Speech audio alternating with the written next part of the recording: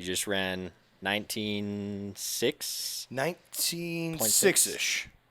I signed up for an 18-mile event. Oh, really? And I'm not going to sit here and pretend that, like, when my clock turned over at 18, so, like, when my watch was like, you're at mile 18, I was like, I'm not at the finish.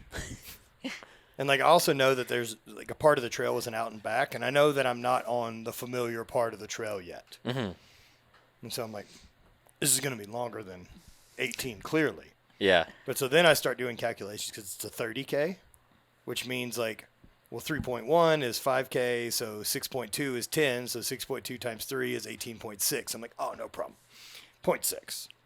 Nope. Comes over on my earphones because there's, like, an app for the race that, like, gives you updates. Oh, really? And so it's like, you're at mile, blah, blah, blah. And here's all your pace and splits and all these other info. Mm-hmm.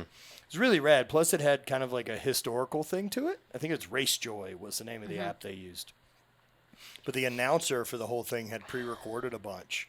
And she comes over and she's like, Bryce Canyon was named after Bryce, Ebenezer Bryce, this Mormon that came and founded the area and was a carpenter, blah, blah, blah. So, yeah, so once it read 19 to me, I was just like, I wasn't interested in that one. That last 1.6 was more than I'd signed up for. Yeah. But it was really good, dude. It was a challenge. And it was, my challenge of the training for it was really what I was more interested in is could I stay disciplined enough to do all the running to lead up to it? Mm-hmm. And the event was basically like, if I did train and have my shit together enough for the event that I could enjoy the event. Yeah. Otherwise, it's going to be like, I'm not going to die doing 20 miles, even if I hadn't trained for the whole thing. Yeah. But it would have been a death march for 90% be miserable. of it. Yeah. Yeah. That's Yeah. not what I was interested in.